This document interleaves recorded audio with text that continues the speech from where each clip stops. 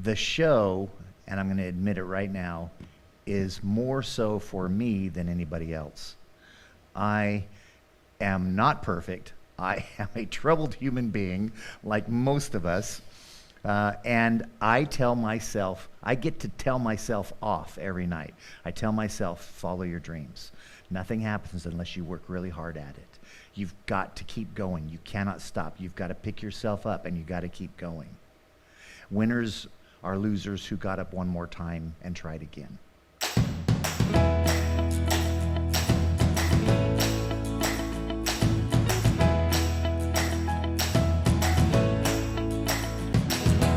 Hi, everybody. I'm Matthew Boyce. I'm CJ Newsom, and welcome to Branson's Best Shows. This week on the podcast, we are joined by magician Rick Thomas from the Andy Williams Theater Mansion of Dreams here in Branson, Missouri. We're so thrilled to have him here. Rick, thank you so much for coming out and joining us this evening and doing the podcast with us. You're letting everybody know it's this evening. Do they know how late it is, this podcast? It's late. It's late. It's going on to 11 o'clock at night, so you better be listening. And we're going on for the next 6 hours. You guys better strap in for this long-form interview. Chill out. We're ready to rock. No, I want to start basic. I want to start easy, but I want to know what brought you to Branson. What got you interested in the area of Branson? Was there something beforehand? What set your eyes here? I have no idea. I actually do. It started with Jimmy Osmond. Osmonds were performing over at the casino in Vegas, and literally called me to the show. And he said, "What are you doing?" And I was actually between shows. I had just finished performing at the Stardust. We imploded the Stardust, and we were building out another hotel. Mm-hmm. And I was getting ready to go out on tour, go to Asia, Japan, and Korea. And he said, "Have you ever thought of coming out to Branson?" And I said, "No." And in fact, I even bring it up in the show. I share with everybody how I got out to Branson. And I literally say, as I look at you directly, I never planned on being here. I never planned on performing here or even driving through the area. But after the first season, I fell in love with Branson. And after 8 years, I still call Branson home. So leaving Vegas, of course, I was in Las Vegas performing there for 15 straight years. Wow. And then moved the show to Branson. And we've had a blast. I still perform in Vegas a month or two a year. I'll be there next season, February and March. And then, of course, back here to reopen our season in 2023. Awesome. Now, did the show start with Mansion of Dreams, or did it lead to, what was your first project that you started with? My first show was the show I had been doing consistently for many years. I'd always changed out the illusions. I had dancers in the show. My background's ballroom dancing. And so dancing and production is a big part of what I do. But years ago, 20 years ago, as I was traveling the world, I realized that people were talking about who I was more than the magic I was performing.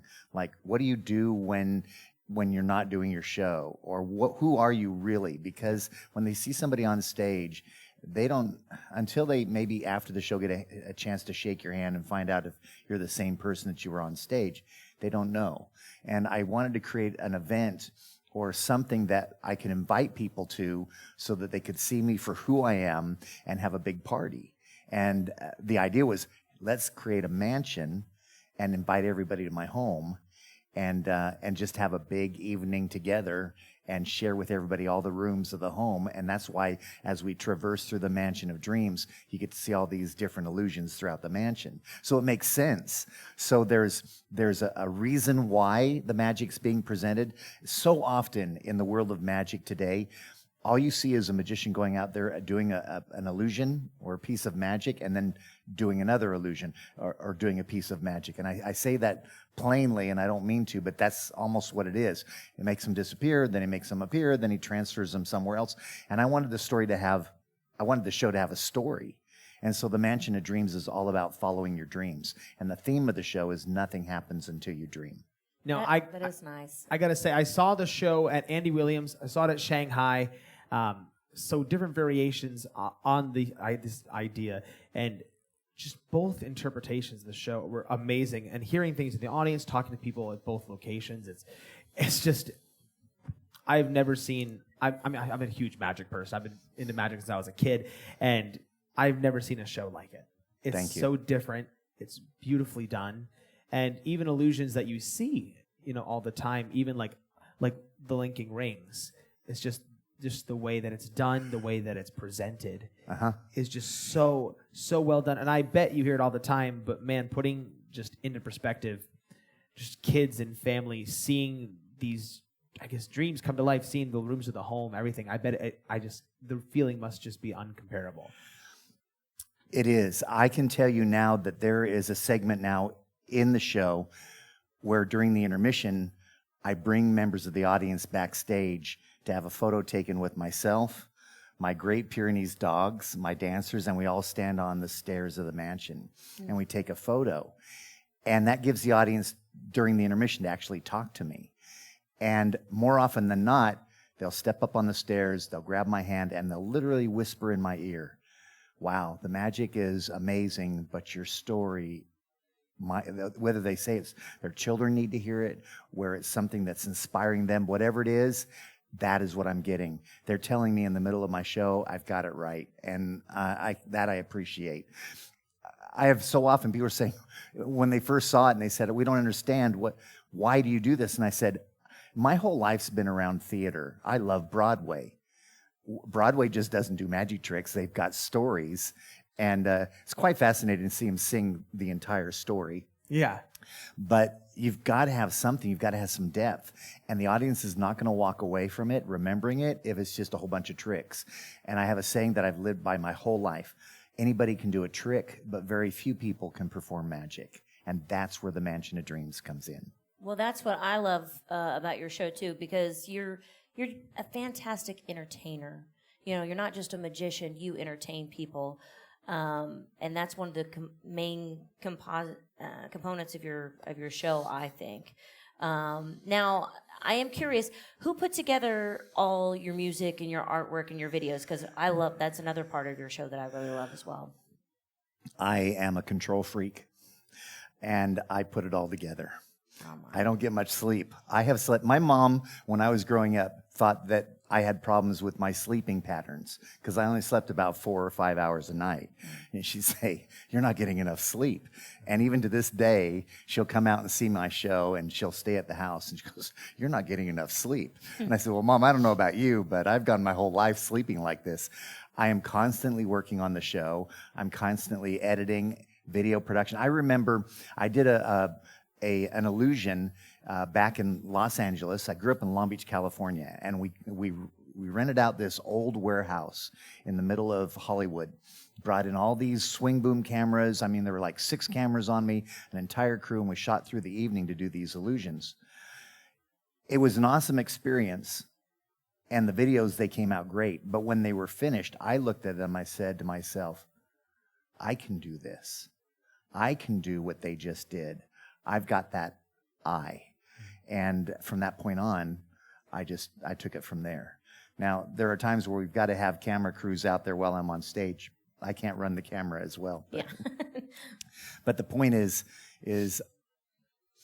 even recently, I have an illusion where I talk about glass and passing objects through a piece of glass, and we call it liquid glass, because there are those that believe that glass is a liquid, not a solid, because of the way it's made.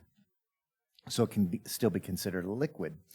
And I decided that Tara, my wife, she dances in the illusion, and so she dances performing it, and I shot her in a video, and I wanted to play the video behind her while she was dancing at the same time. And I remember she's in my office, and I'm mixing this. I'm like, this is beautiful. This is beautiful. She walks up behind, she goes, "What are you doing? That looks like, that's not right." I go, "Yeah, it's going to play behind you. It's you dancing behind yourself." And we put it up on the LED wall, and it is talked about. It is just like, it's a perfect moment where the audience just enjoys Tara and then sees her bigger than life behind herself dancing the same moves. So sometimes I get it right. When you were talking about video production, you've got a story about that too. Something where you helped out a company with the Indiana Jones movie and Blue Water post-production. Wow. Down there in Hollywood, I wanted to truly be part of the movie industry. So this company did post-production for the Indiana Jones series, the original Batmans. So they had me come in, and they literally were putting the company together, and I spent months splicing wire that ran through the facility so that they could edit on 1-inch tape, beta tape, and 1-inch reels. This was not digital editing like we do now. And my fingers were bleeding, but I was in training. Then they put me on a camera, and I was a cameraman, and they would go out and do commercials for the movies coming out, and they'd place me on camera, and I was behind the camera while they were shooting these commercials for television. I thought it was great. And then they were doing, then they put me at the Coliseum, and years back they had what was called the Mickey Thompson Off-Road Racing, and they had it at the Coliseum in L.A. And I was at the top of the Coliseum on my camera, and one of the cars, they had this big old dirt track that they had built through the Coliseum, almost wiped me out. It wiped the camera out, but I dodged out of the way when he lost control. And I could hear people on my headset, Rick, are you guys okay? Are you okay? And I'm like 20 feet away from my headset, but I survived. And at that point, I realized I wanted to be in front of the camera rather than behind the camera. Stop dodging cars. yeah, especially when you're not exactly a stunt man anyway. No, You but don't it's think great training. It's critical. It's really a necessity in this world that we live in, the world of entertainment. I think to be a true entertainer and to understand basically how you look to the public is to know how you look to the public. And that's not just looking at a camera and say, I look good. But if you know the sound, if you know the lights, if you understand a little bit about the production value, if you're talking to the crew and you can talk to them about a certain light and you know the name of that light rather than that up there, move that over to the left or to the right. What is that? That just doesn't work for me, you know? Yeah. It's nice to know the show and know the stage and be a part of it. I am also constantly... my cast are always laughing. When we go out on tour, I am really hands-on with the show. I build the show. I'm right there with everybody the entire day. It takes us 8 hours to put a show together when we come into a theater, and I'm there from start to finish. And the crew that are at the theater will say, I have never seen a performer do what you do in preparation for your show. He says, usually have the other guys do it, and you're off doing something else. And it may be a problem of mine, but I always wanted to make sure that nobody felt I wasn't myself willing to do what I ask other people to do. Yeah, I bet they really appreciate that. Yeah. Plus, not to mention, it's your neck that's on the line, during these tricks. So that's one way to make sure that make sure it goes right. Now, what's the biggest hurdle you find, like, on the road, when you're traveling, when you're playing different venues, when you're touring, what's the biggest hurdle going from venue to venue, or what's the crazy thing that's happened when you realize maybe something's different in a venue or you can't get something right? Is there ever a backup plan? Driving the semi. Oh, good. At one point we couldn't get the show to the theater, and if I could have hopped in a semi truck and driven it there, we could have accomplished the production. So I went out and got my Class A license, and now on tour I drive the semi. So as far as the challenges for the show, this is what I do. I come in the morning at 7 or 8 a.m. in the morning. We load the show in, we build out the show. We present the show, then we tear the show down. I, on top of that, have to figure out where we're going next and how I'm going to park the rig. It's harder than you think when you're going into new theaters and you're coming in the next day and you're making phone calls and saying, okay, the rig's coming in. How am I going to line my rig up? How am I going to line it up with the theater? How am I getting it in? And then I'll park the semi, I'll back it up to the theater, and the crew of the theater will come out and tell my guys, so where's Rick Thomas? And I'll be getting out of the truck. They go, that guy driving the truck. They go, no, where's Rick Thomas? They go, that guy driving the truck. So, yes, I brought it on myself. But at the same time, I appreciate the trucking industry and what they need to know. So beyond my magic, I I went crazy and now drive the truck. Something else interesting, I always talk about going beyond my magic. I talk about my dreams and how I wanted to do something beyond the magic, and that is the Mansion of Dreams. And one gentleman came up to me one night and he said, you know what? That statement you say, I know, is for yourself personally, but the rest of us just want to be part of your dreams. We don't want to go beyond it. We just want to be part of it. Yeah. So it's always, I learn lessons every day. People tell me what's right and wrong with my show every single day. That's different. I mean, in Branson, I've met so many folks that, man, they have a lot of stuff to say. Here in Branson. Opinions, don't they? The first thing they said to me in Branson before anybody saw the show, and they heard that I was coming in from Las Vegas, the comments were, take your show and go back to Vegas. Because in Branson, they didn't want a Vegas show. Mm-hmm. My show was never a Vegas show, even in Las Vegas. I always said if my mother could watch the show, anybody can watch it. Mm. And for that reason, my show it became the most successful show for families in the history of Las Vegas. Wow. So it was all about families. And I knew when I came out to Branson, I still needed what do they call it? The show me state, right? Missouri, you got to prove your worth. So for that reason, my first season was, I got to let everybody know that I'm serious, one, about being in Branson, and I want Branson to be a success. Not myself personally, but be part of Branson and let them know that that's what it's about. And then if I can make that a success, then I'll succeed as well. Yeah.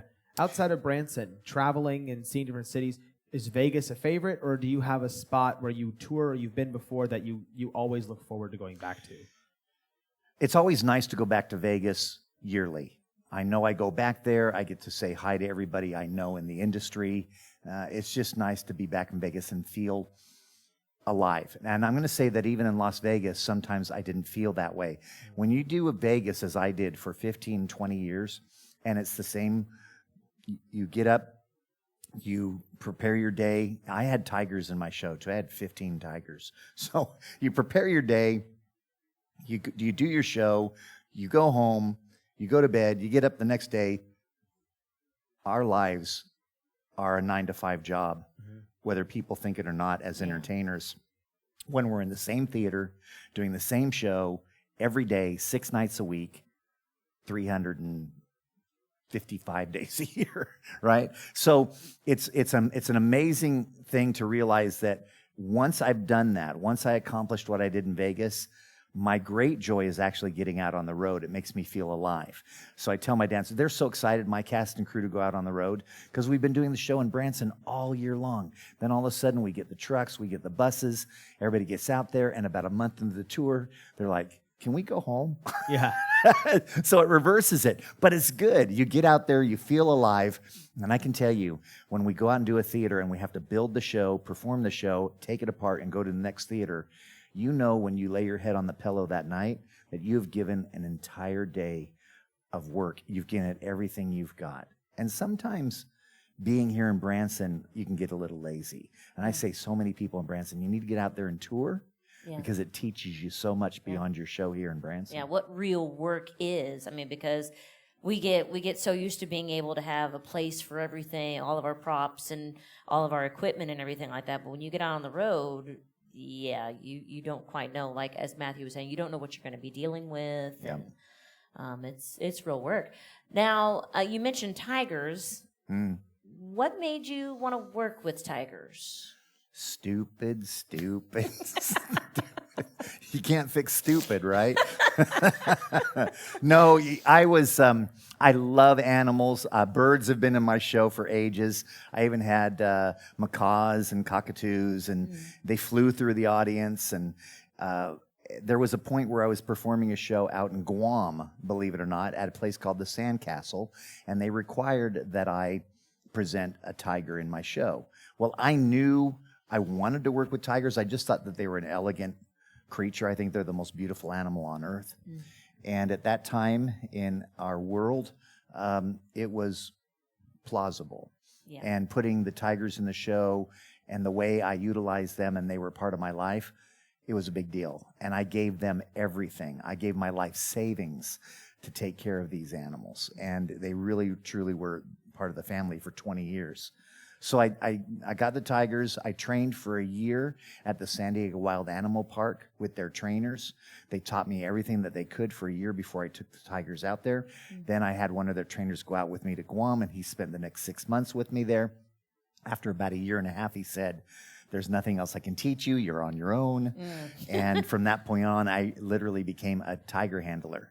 And as a magician, you may think, well, it's a magician working with tigers. The moment the tiger appears on the stage is the moment I stop being a magician and I start being a handler of exotic animals. The magic goes out the window because it's all about safety. It's all about presentation to the cats and my mental state of mind. So that was a big deal. The cats were in Guam with me for 5, going on 6 years. Then I moved to the Tropicana in Las Vegas, and the tigers came with me. Well, it sounds like a very big challenge, just being a tiger handler, like you said. You know, from the moment you walk on the stage, you've got your magic to worry about, your audience, your tiger, and everything like that. What were some of the challenges that you faced? I mean, I'm just out of curiosity, both on stage and off stage, I guess. Well, first of all, they're tigers, and I'm really lucky I still have 10 fingers. Because they are trained, but they are never tamed. And I repeat it again, they are trained, they are never tamed. You can't take the wild out of these animals. Sure.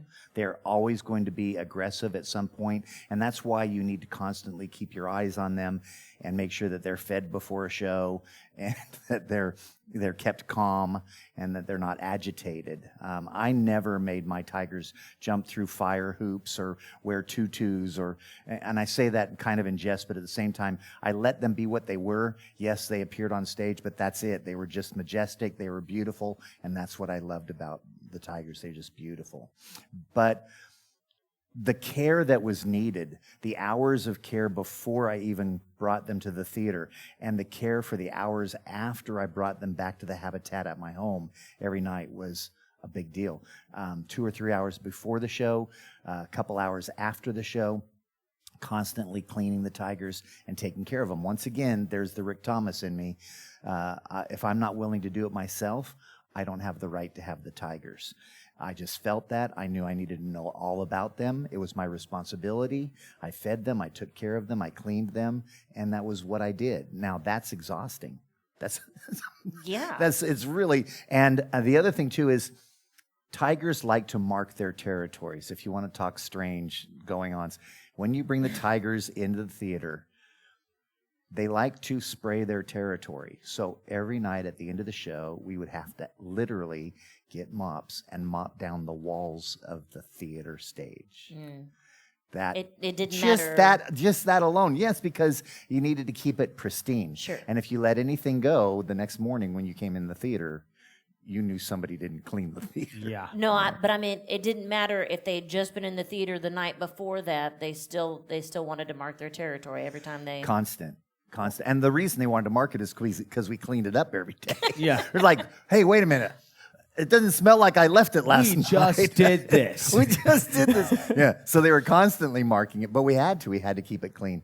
And so those responsibilities are a big deal. People, like you said, you walk in here, you got your guitar, you pick it up, you tune it a little bit, and you hit the microphone. And for me, it was 3 hours before the show, load the tigers in the trailers, drive them to the theater, unload them, prep them for the show, then set the illusions, get the show ready, make sure everybody's in their place, and that everybody follows the rules. That's amazing. That's all right. Yeah, I mean, that's quite a bit of challenges. Then when I came out to Branson, I moved the tigers to a habitat, Keepers of the Wild in Arizona, and it was the best for them, and it was the best for me. I love my animals, but I also realized I was traveling the world a lot, and I was going out to Asia and performing, and I realized it was not the best scenario to travel with these animals and put them through this. Sure. And when in Vegas, it was fine. They had my habitat at my home, my ranch. That's very comfortable. And then moving them to this beautiful reserve, it was the best thing for them as well. So it was a choice that was made. And now I have Great Pyrenees dogs. Absolutely. That's what I was going to ask you about next, was the transition from tigers to dogs. It was not planned. It was not planned. Animals. Oh my goodness! If you've seen my show, you know that the first line I say after I do my birds is, "I hate birds." It is a love-hate relationship. Why? Because after 40 years of cleaning birds, you'll hate them too. So here I have the birds, and then I have the tigers, and then I took a deep breath and removed them from my life, so to speak, and then I have a love for animals. So because I had tigers, and they're massive, they're 500 pounds, 600 pounds, I decided, well, the only animal to really fit that space is one of the biggest dogs on earth, and those are Great Pyrenees. They're big. They're like polar bears. They don't even look like dogs. So when we make them appear on stage, I tell the audience, I said, these are dogs. People laugh because they look like big polar bears. So why did I put them in the show? I was hesitant. I wasn't going to put any animals back in my show. I thought, you know what? I'm going to stick with the magic. I've had enough of this in my life. It was one big chapter. Let's go to another one. And I have a newsletter every month, and you can go to rickthomas.com and sign on to, go to connect at rickthomas.com and sign into my monthly newsletter. Okay. I know you probably get it. Yeah. It's a pretty good newsletter, and it tells everything about my life, including the tigers, the dogs, my dancers, just my whole life. And I asked in the newsletter if people would respond if I were to put the dogs in the show, how they felt. And I was amazed because I usually get about 50%, 40 to 50% of the people that actually open up the newsletter.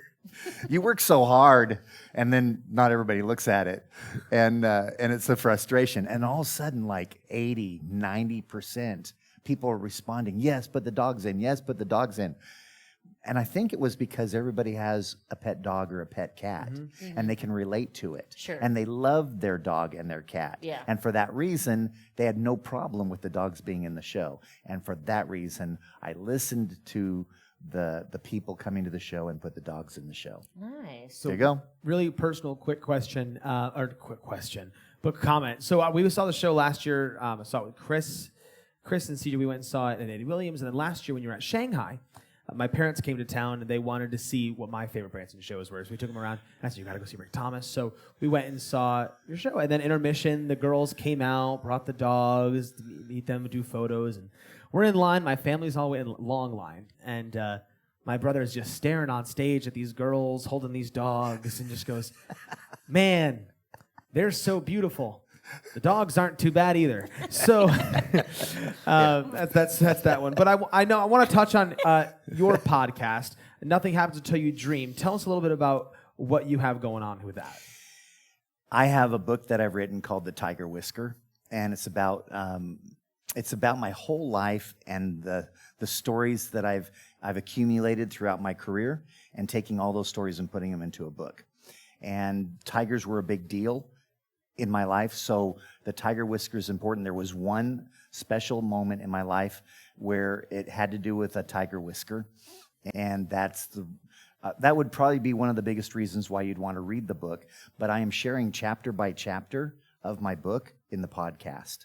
So we have 52 chapters, and there are 52 weeks in the year, and I have no idea after the first year what I'm going to do with my podcast. But for now, okay. I've got it pretty well covered. And we haven't said the story yet about the Tiger Whisker. If you want to, you can go check it out. You can click on our link and get the Tiger Whisker. You can go to Amazon.com and go to Tiger Whisker and buy the book there. And also, nothinghappensUntilYouDream.com is where you'll find our podcast. And it's everywhere. It's on Apple. It's on Spotify. No matter where you listen to your podcast, it's there. And as of last week, I was told that we are number 240 on Apple of over 500,000 podcasts. Hey. So I think I don't know. I guess I'm saying something that people are interested in. You're pretty Right. popular. You know what it is? Yeah. It's about following your dreams. Mm-hmm. Yeah. And nothing happens until you dream. But you got to do something with those dreams. And I've also found that if we don't join together and dream together and work on these dreams together, it's just not going to happen. No man or woman is an island. That is a true statement. Everything that you do affects somebody else. everything that you do or say could be remembered by somebody the rest of their life. So for me, the show, and I'm going to admit it right now, is more so for me than anybody else. I am not perfect. I am a troubled human being, like most of us. And I get to tell myself off every night.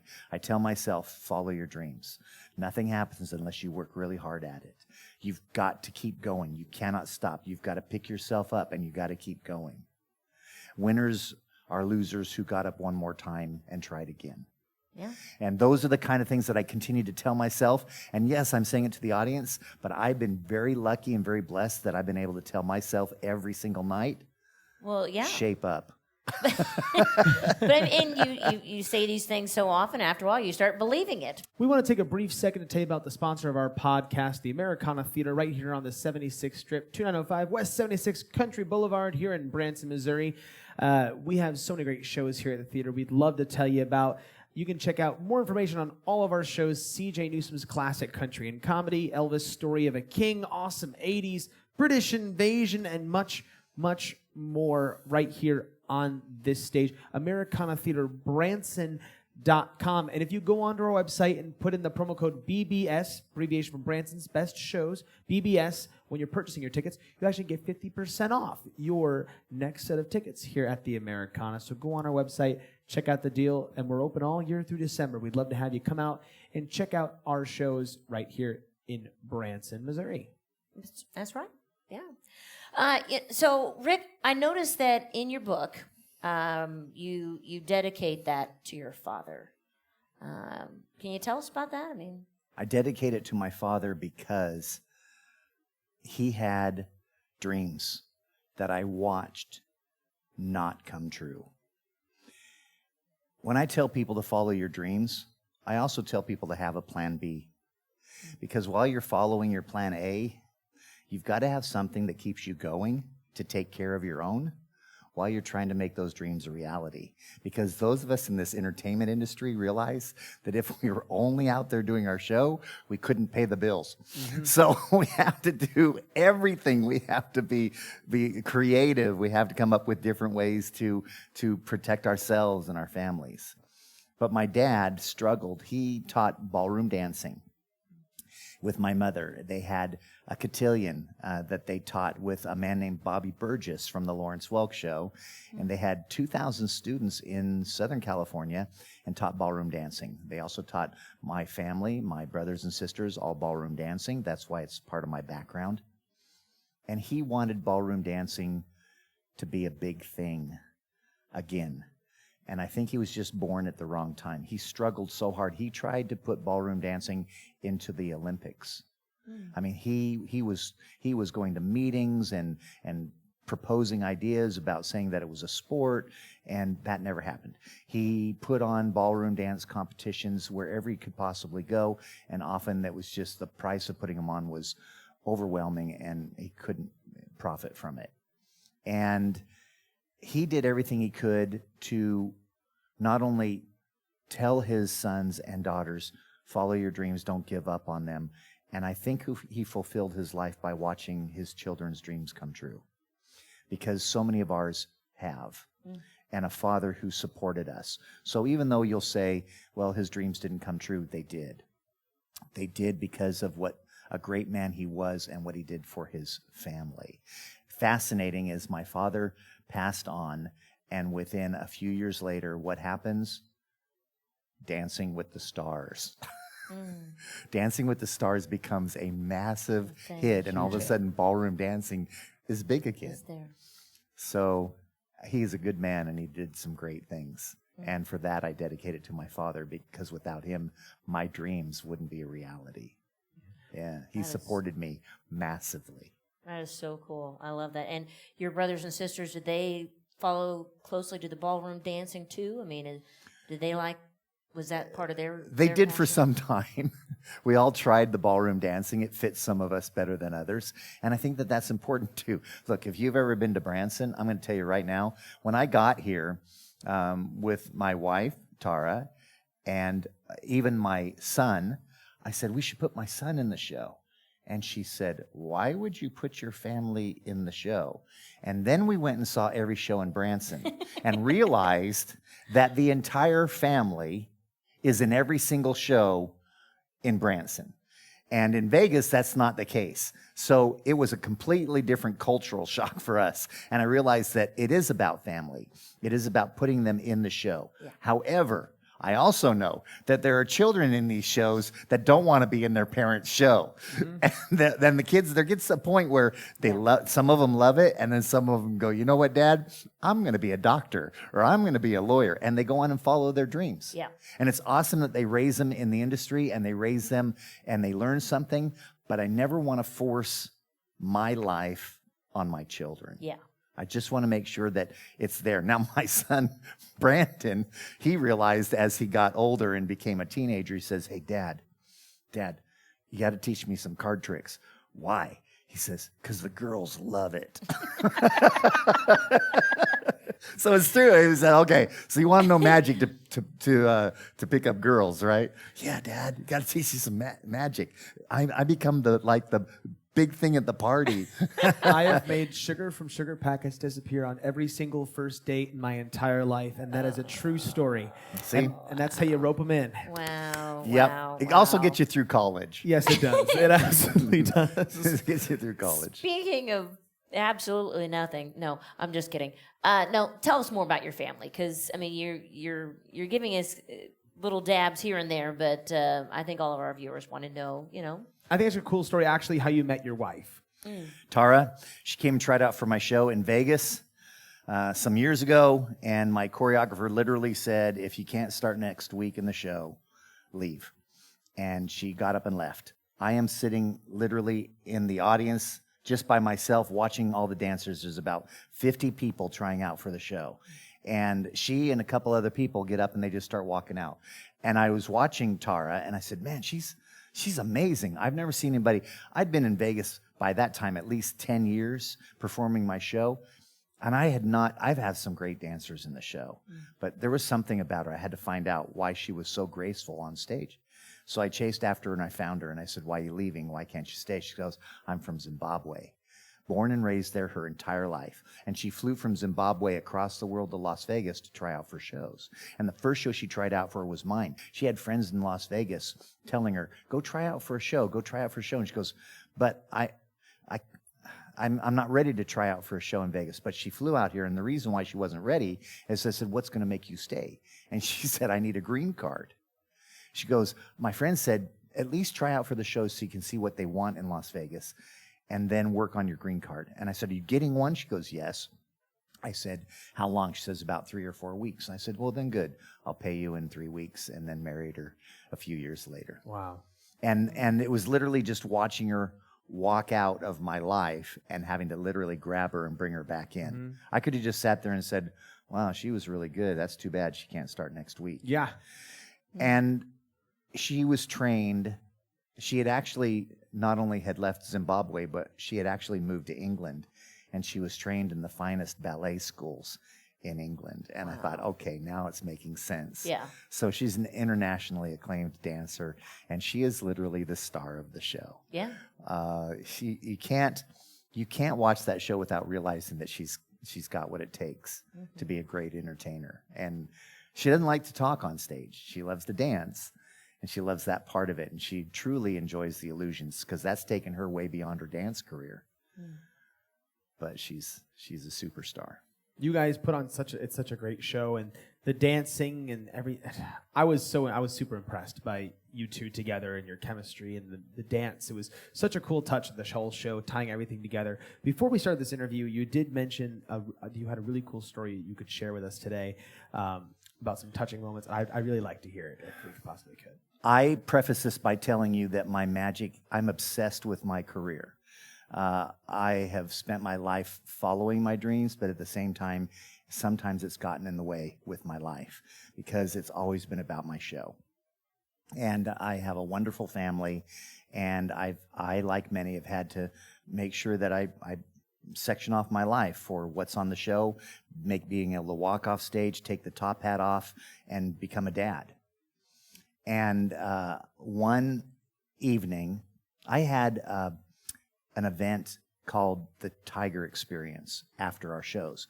And after the show in Vegas, we would allow people to stay in the theater and come up and view the tigers. We'd have them in this beautiful display, and they'd come up and they'd ask questions about the tigers. And I'd do a lecture on tigers and the endangerment of the species and try to educate people on the challenges we face with wild animals in the wild and how we're losing them and we're losing the battle in saving these animals. So it was a really good experience for me to go beyond the magic there with the tigers. And we had this great experience. Before the show one night, I was literally out front, standing out at the front of the theater, and a gentleman came up to me with his son. His son was about 20 years old. And his son had physical challenges. At 20 years old, he couldn't speak. And his dad held onto him tightly just to hold him in place. So he couldn't quite communicate to me, but his father could. And his dad said, "We're here for the Tiger Experience. We want to see your show. We're so excited for the show. But my son really wants to see the tigers." I said, "All right, let's make it happen." Into the show, we let the audience settle. And because of the challenges that he's facing with his son, they sat in the back so that they wouldn't disturb anybody. So everybody's down front, and this father and son are sitting in the back of the theater. And at that time, everything I was thinking about literally for those 2 hours while I was doing the show is that man and his son. This is going to be great. What a wonderful thing for a father to be doing this for his son, to have this experience and to literally come up to me and say, "We are so excited for this." So that was literally on my mind. And I could see him back there. And I began to talk to the audience about tigers. And in the process, his son is so excited that he's just jumping up and down and showing his enthusiasm. And they had a large drink sitting between them in the chairs. I could literally see it. And the weird part about this is I'm the only person who can see this. No one in the audience knows what happened. They didn't see what happened. They didn't even experience what I experienced. It was all for me. So I see this man and his son jumps up, and this drink goes all over his son. It drenches him. It completely goes all over him, stains his shirt, and he begins to react to that moment. It's not a good thing to have a drink poured on you anyway, let alone the situation that he's in. The father grabbed him by the arm. He picked him up, and he escorted him quickly out of the room. And I'm now trying to talk to an audience, and all I see is a man and his son leaving the show, leaving the presentation, when I know for a fact this is why they were there. And it broke my heart. And I literally had a tear start coming to my eye. I'm like, it really broke my heart. And the audience, they're clueless. About 5 minutes later, Dad walks back in with his son. And his son is wearing his dad's shirt, and his dad is wearing his son's shirt. And his father had the mentality to do something very quickly to come back in and still allow his son to have the experience. Now, with what was going on, the moment he did it, his son calmed down and he had no problems. But his dad was willing to switch his shirt, the stained shirt, and make sure his son had the experience. And it touched me because I said to myself, how I wish I could be a father who has the wits about him to know what to do to take care of his children. And that man did. And I knew that that was something that I needed to see for me because of my life, because of the way I was raising my children. And it was just an example to me. So that being an amazing experience for me touched my heart. I loaded up the tigers.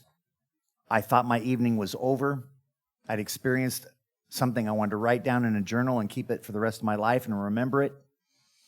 And when I drive home, I have a trailer behind me with tigers, and I drive home usually alone.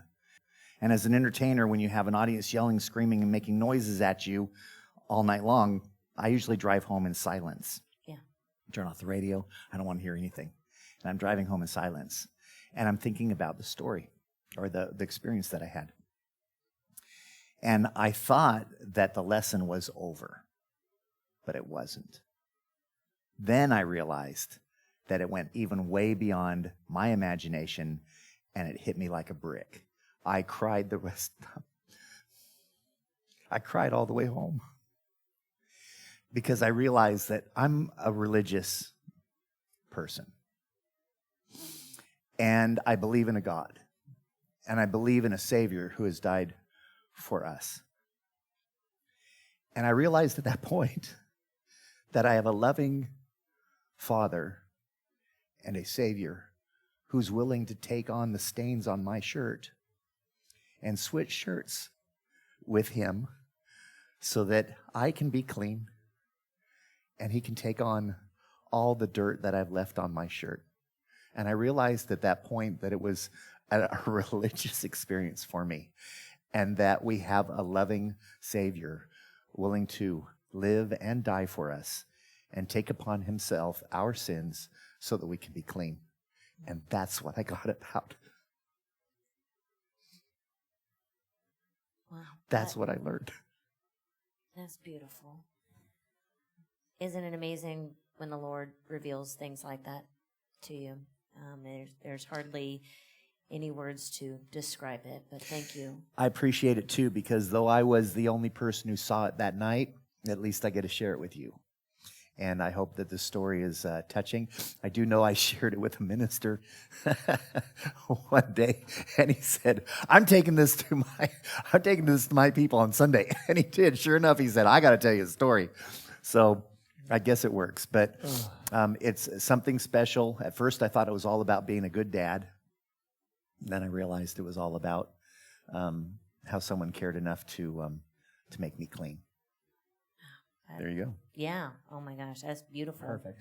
That is really touching. Guys, once again, this is Rick Thomas at the Andy Williams Moon River Theater here in Branson, Missouri. Mansion of Dreams. You can catch his show throughout the year here in Branson, Missouri. Check out the website. We'll put the link in the description down below, and we'll post the links there. Go check it out. Rick, thank you so much for taking the time to tell some stories and tell us about your life today. Once again, I'm Matthew Boyce. I'm CJ Newsom. And we're so glad to have you guys here on the Branson's Best Shows podcast. We'll talk to you guys next week. Thank you so much. Thanks for joining us.